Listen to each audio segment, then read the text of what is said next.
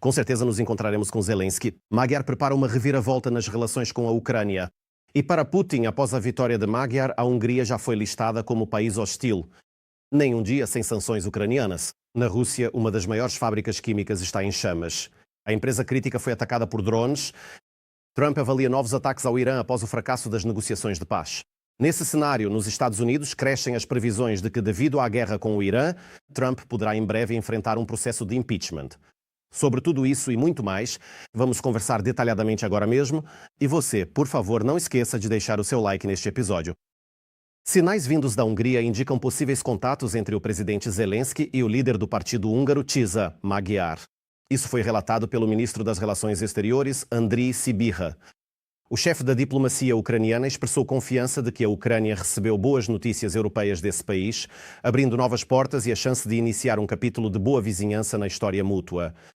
E neste vídeo vemos a bela Budapeste, onde húngaros nas ruas arrancam cartazes anti-Ucrânia de Orbán. Agora, a União Europeia planeja finalizar nos próximos dias um empréstimo de 90 bilhões de euros para a Ucrânia, que antes era bloqueado pela Hungria, ou melhor, por Orbán.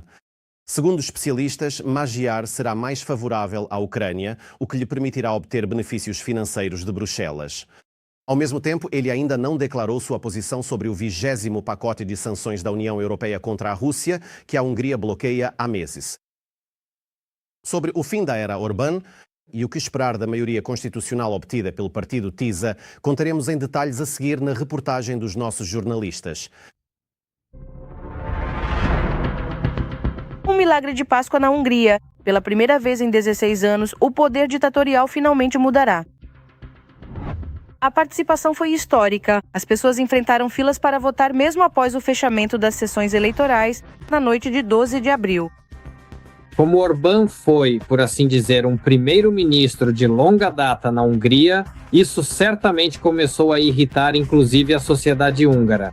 Além disso, as últimas semanas, digamos assim, antes das eleições, foram marcadas por uma grande quantidade de informações diversas, principalmente, por assim dizer, sobre o rumo das relações entre Orbán e a Rússia, Orbán e Putin.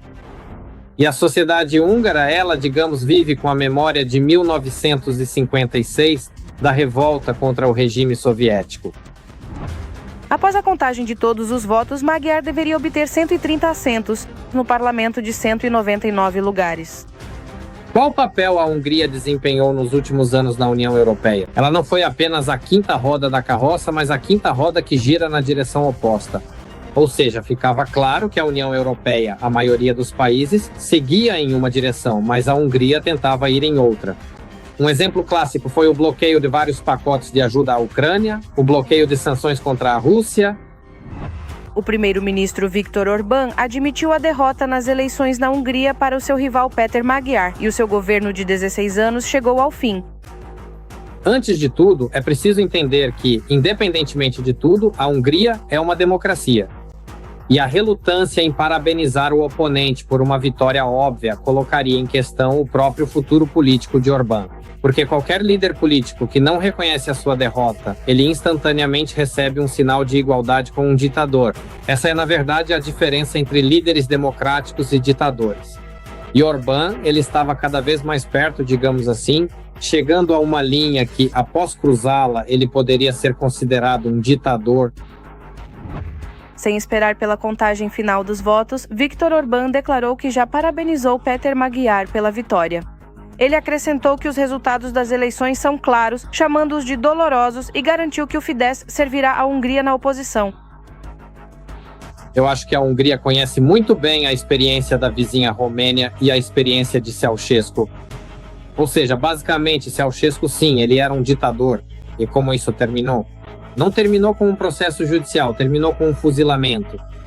Porque na Europa Central, afinal, não é a Europa Ocidental, eles entendem que é preciso reprimir duramente as tentativas de qualquer governante de se tornar um ditador. Falando em um comício de vitória para apoiadores no centro de Budapeste na noite de segunda-feira, Magyar declarou sob gritos de aprovação da multidão: "Nós conseguimos." Segundo ele, o Tisza e a Hungria venceram estas eleições juntos, derrubando o regime de Orbán. E basicamente, se analisarmos o que gritavam nas ruas, não só de Budapeste, mas também de outras cidades húngaras, principalmente das cidades, a zona rural ficou para trás nesse aspecto, e lá ouvia-se a frase: russos vão para casa. A vitória do TISA e do seu líder foi celebrada não só na Hungria, mas também na União Europeia. A União Europeia, ela não queria que nada minasse a unidade da União Europeia. E este mesmo artigo 7º, a parte 1 é a iniciação e a parte 3 é a privação do direito de voto. O mecanismo foi acionado quando o Parlamento Europeu votou 2 vezes para que a Hungria fosse privada do direito de voto na União Europeia.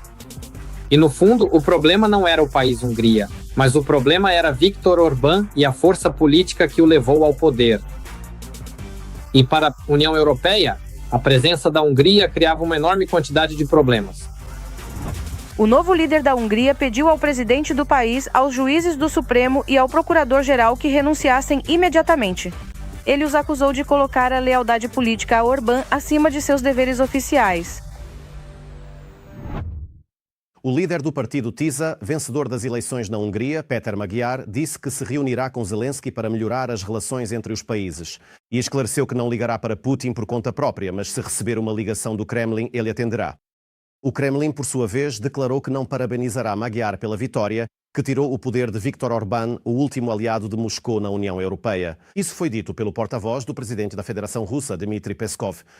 Vou citar: "Nós não enviamos felicitações a países hostis e a Hungria é um país hostil.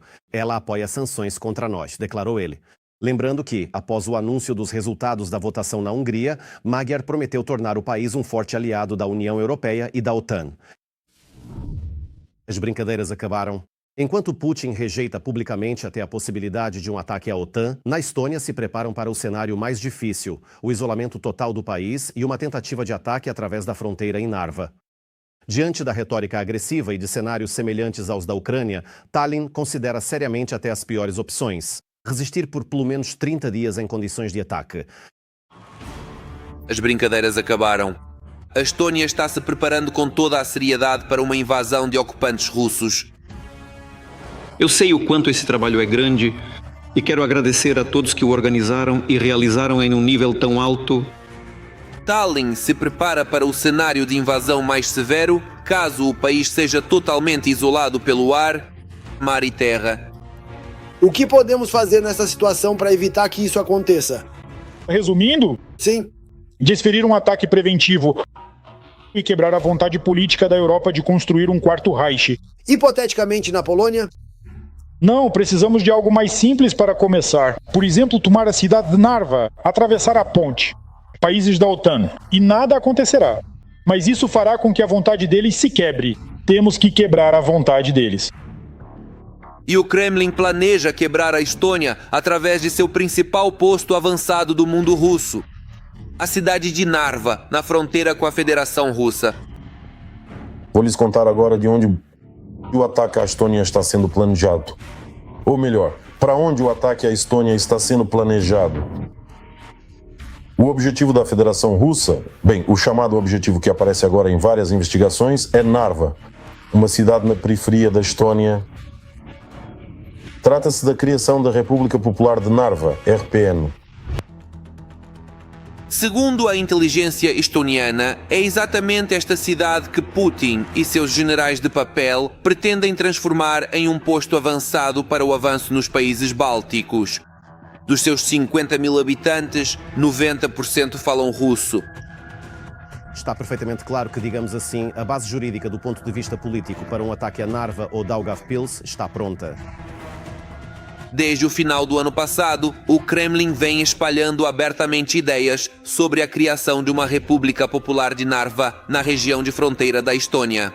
Ao mesmo tempo, Putin e seus estrategistas políticos utilizam as mesmas narrativas que usaram no passado no leste da Ucrânia, em Luhansk e em Donetsk.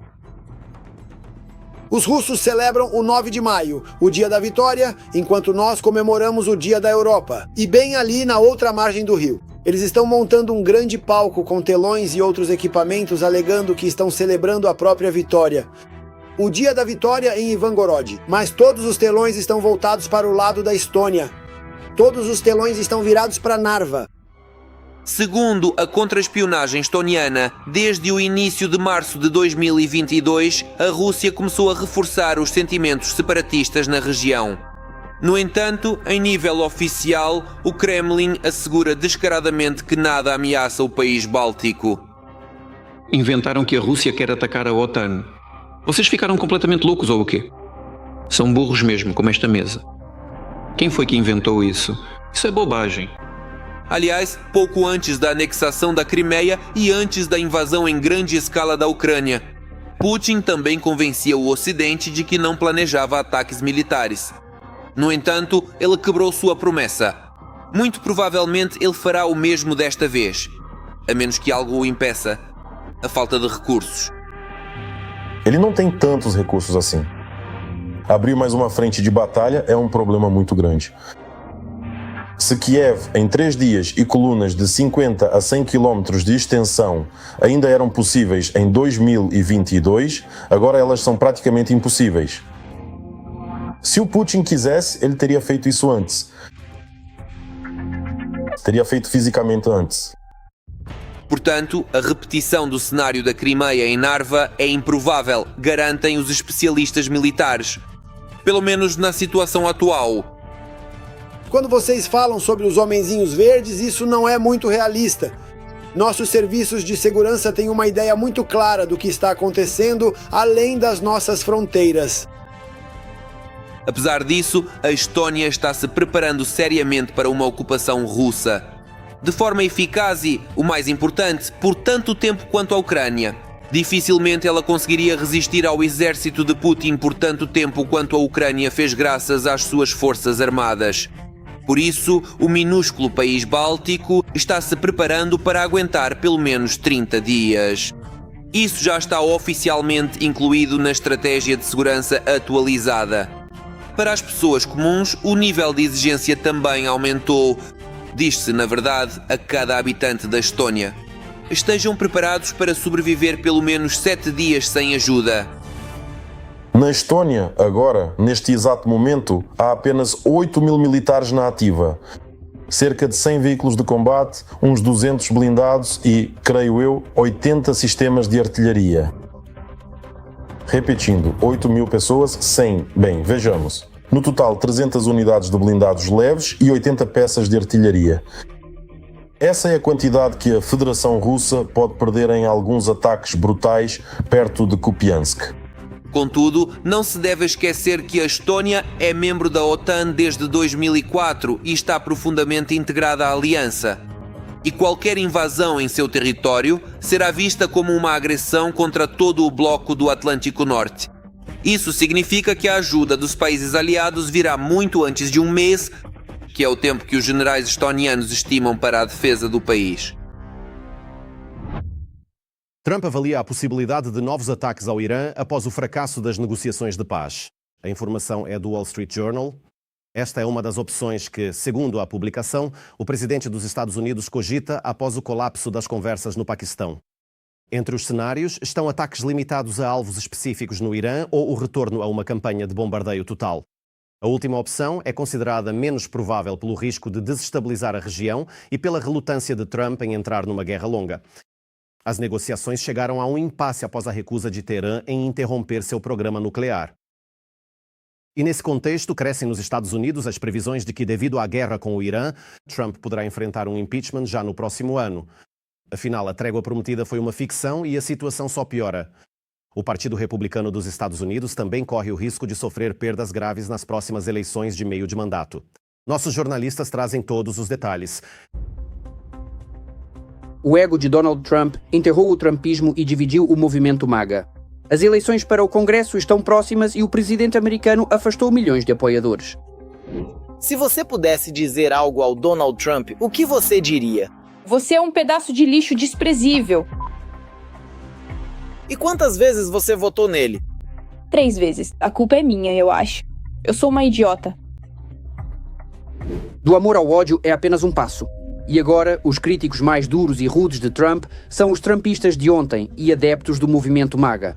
O excêntrico presidente não deixa por menos, atacando grandes influenciadores republicanos com uma audiência total de mais de 40 milhões. Eu sei por quê. Tucker Carlson, Megyn Kelly, Candace Owens e Alex Jones estão contra mim há anos. Porque eles têm uma coisa em comum, um QI baixo. Eles perderam seus programas e nem são convidados para a televisão. Porque não interessam a ninguém. Eles são loucos, baderneiros e dirão qualquer coisa por publicidade gratuita e barata. A guerra no Irã tornou-se a faísca nas fileiras republicanas. Os trumpistas celebraram a brilhante operação dos Estados Unidos na Venezuela, tentaram ignorar o assunto dos arquivos de Epstein, mas os isolacionistas e a direita do movimento MAGA condenaram duramente a nova guerra no Oriente Médio. Porque este presidente ou qualquer outro não pode dizer não a Israel? Basicamente, o nosso país foi subjugado pelas ações de Israel e parece que não podemos fazer nada a respeito. Todo americano tem o direito de saber por que um país tão pequeno tem tanta influência sobre o nosso governo. Em relação ao seu ídolo de ontem, os trumpistas usam as mesmas táticas que foram usadas contra o seu antecessor. O movimento MAGA também alegou que Biden está sob controle externo. Acusaram o Joey de ter problemas mentais. Todos os dias, 5 ou 6 vezes, repetem-se frases como nós vencemos, tudo certo. Não, esta situação vai durar para sempre. Eu nunca vou permitir que eles fiquem com o Estreito de Hormuz. Sim, estamos entregando o Estreito. Vou sair da OTAN. Vamos ficar na OTAN. Quando você fala com pessoas nos estágios iniciais da demência, vê que elas se comportam exatamente assim. Basicamente, o presidente está sendo atacado pelo seu próprio monstro de Frankenstein.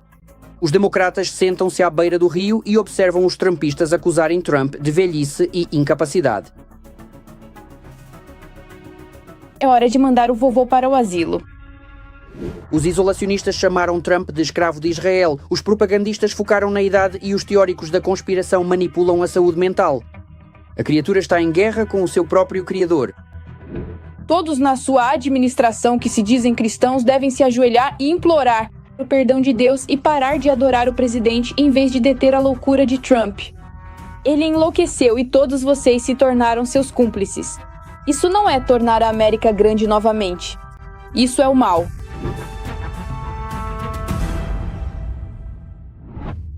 Drones atacaram uma fábrica de produtos químicos na cidade de Cherepovets, na região de Vologda, na Federação Russa. Isso foi confirmado pelo governador Georgy Filimonov. Segundo ele, 13 veículos aéreos não tripulados foram abatidos ao se aproximarem do local industrial em Cherepovets. No entanto, um vídeo que circula nas redes sociais sugere o contrário. Ele mostra as consequências do provável ataque à fábrica. Mais tarde, soube-se que a fábrica Apatit, parte do grupo Fosagro, está em chamas. Este é um dos maiores produtores de amônia e nitrato de amônio na Rússia. E estas substâncias, recordo, são matérias-primas cruciais para a indústria de defesa. Elas são usadas na produção de explosivos e pólvora. Na Rússia, foi oficialmente reconhecido que a popularidade de Putin está despencando e os correspondentes de guerra russos admitem unanimemente que a operação militar especial está indo para o abismo. A nova realidade para o eleitorado do ditador revelou-se muito difícil. Serão possíveis movimentos reais em direção à liberdade ou os russos são incapazes de protestar? Contamos mais sobre isso na reportagem a seguir.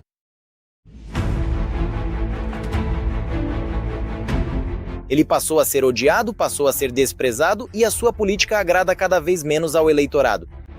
E já que agora eu tenho muito tempo livre agora, eu vou simplesmente odiar tudo neste país.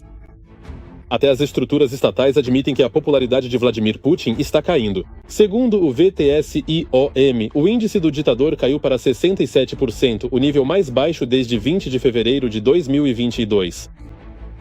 A popularidade é um atributo de uma sociedade democrática, de um Estado democrático. A Rússia claramente não é assim, especialmente no contexto das mudanças que viveu desde 2022. As recentes iniciativas de bloqueio de informações e de perseguição a qualquer sinal de descontentamento mostram que a deriva da Rússia rumo à autocracia continua e se aprofunda. Portanto, não há popularidade se não houver concorrência. Putin não tem concorrência porque não existem eleições livres. E se alguém, mesmo que teoricamente, começa a pleitear a participação nessas eleições ou é impedido de concorrer ou algo ainda pior... Mas o fato é que o fato permanece. E na própria Rússia podemos ouvir cada vez mais frequentemente o descontentamento com o governo. Além disso, não apenas entre os usuários comuns da internet, que foram limitados, mas também entre blogueiros ou correspondentes de guerra. A questão nem é que a Rússia ainda não consiga vencer por razões objetivas. O ponto é que a Rússia, hoje, falando francamente, ela não tem esse objetivo em um sentido global. O que precisamos ter em mente? Não existe mais nenhum tipo de retaguarda, mesmo dentro de praticamente todo o país, e por isso, tanto para a localização dos postos de comando e objetos de infraestrutura, quanto para o sistema de defesa aérea do país e a dispersão de recursos materiais, bem, já deveriam ter sido estabelecidas exigências totalmente diferentes. Hoje, com os meios modernos de ataque aéreo, tanto pelo ar quanto pelo mar, praticamente todo o território do país está sob fogo. As críticas voam tanto para a liderança do Kremlin quanto para os comandantes e o exército. E chegam ao ponto de dizer que a guerra já nem é necessária e que Kiev, eles não querem capturar, e acontece que a defesa aérea não funciona direito. Idiotas, idiotas, não me refiro a todos, mas a alguns específicos, estão quase prontos para mandar toda a defesa aérea para lá, entende? Tudo bem, vamos dar toda a defesa aérea para lá, eles vão se acertar com os americanos agora, e tudo ficará bem para eles, entende? E depois vão perguntar, onde está a nossa defesa aérea? Está tudo no Irã, e por aí vai, entende? Mas por que começaram a falar com tanto descontentamento? Segundo especialistas, isso é só uma gota no oceano. Por isso, por enquanto, não se deve levar tão a sério esse descontentamento geral. Bem, primeiro, os correspondentes de guerra foram por muito tempo uma classe privilegiada. Uma classe de propagandistas russos, talvez não do mais alto escalão, como Solovyov ou Kiselyov, mas ainda assim bastante privilegiada.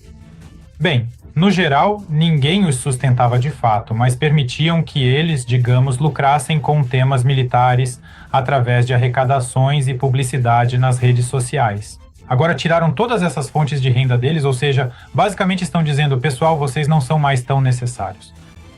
Começa um murmúrio silencioso que, por enquanto, não se transforma em nada mais sério, porque eles têm medo. Tem medo de acabar como o Girkin e outras figuras semelhantes. Nas redes sociais dos líderes russos, vemos cada vez mais apelos a protestos, apelos para derrubar o governo ou parar a guerra. Mas se você por acaso pensou que os protestos são reais neste país, então esqueça esses pensamentos. Nesta fase é pouco provável, mas devemos entender que na Rússia, na verdade, os protestos nunca acontecem. Protestos não são a cara da Rússia. Na Rússia, ou há uma revolta espontânea, ou um golpe nas altas esferas. E o golpe é mais comum do que a revolta espontânea. Ou seja, ou é algo absolutamente imprevisível que pode começar literalmente em qualquer lugar e se transformar em saques e vandalismo total, ou as elites decidem que, bem, sem o Putin é mais fácil do que com ele e resolvem eliminá-lo silenciosamente, como já aconteceu na Rússia muitas vezes. Portanto, ninguém espera nenhum tipo de protesto. Sem protestos, sem mudanças no poder. Não vale a pena alimentar ilusões, mas vale notar que mudanças na sociedade estão ocorrendo. Mas quando o pensamento crítico desse povo atingirá o auge para ações reais, ainda não está claro. Por isso, por enquanto, vemos apenas a baixa popularidade do ditador e um enorme vazio do eleitorado. A Moldávia está finalmente se desprendendo do cordão umbilical russo. O país saiu da CEI e se prepara para libertar a sua Transnistria dos ocupantes russos. Como Maia Sandu fez de Putin um inimigo mortal, contaremos a seguir. E não se esqueça de curtir este episódio e se inscrever no canal do YouTube Ucrânia Hoje. Adeus, Rússia suja. A Moldávia está finalmente saindo da CEI. A presidente do país, Maia Sandu, assinou decretos rescindindo os acordos da Comunidade de Estados Independentes. Além disso, os documentos foram publicados no Diário Oficial Monitorul Oficial e já entraram em vigor. A porta-voz do Ministério das Relações Exteriores da Moldávia disse que o ministério notificará formalmente a CEI em breve e os acordos expirarão em 12 meses. Agora, no espaço público, além daqueles que devem reagir a tudo o que o Kremlin quer por dever de ofício, não vejo nenhuma reação. Ou seja, nem uma única pessoa saiu às ruas por causa disso. Para protestar na rua, nem uma pessoa, e se pegarmos as redes sociais de pessoas comuns, a reação também é nula, eu diria até que satisfeita. E não é de se estranhar, dizem os analistas. Chisinau não obtém nenhum benefício desta união há muito tempo, ou melhor, nunca obteve. A própria comunidade, criada como uma união de iguais, tornou-se desde o início uma associação de satélites de Moscou, e era impossível não notar isso. Para a Rússia, a CEI nada mais era do que um instrumento para manter as ex-repúblicas soviéticas na sua órbita de influência. Os acordos com a CEI, assim como o comércio com a Rússia e os acordos migratórios, nada mais eram do que um porrete que a Rússia usava contra as ex-colônias rebeldes. Ao mesmo tempo, ainda há muitos apoiadores da linha pró-Rússia na Moldávia. Os argumentos são sempre os mesmos. Há mais benefícios na união com a Federação Russa e uma economia independente não aguentaria a concorrência. Mas nos números tudo parece diferente.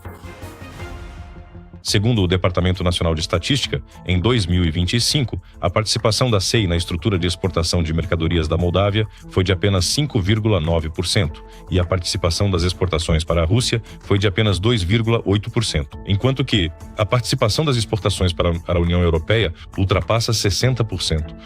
Outro argumento dos entusiastas de Moscou são os recursos energéticos baratos dentro da CEI. Mas aqui também falham. Eles eram baratos apenas para o Kremlin, que sempre atuou como intermediário nas relações comerciais com outros para lucrar com suas comissões.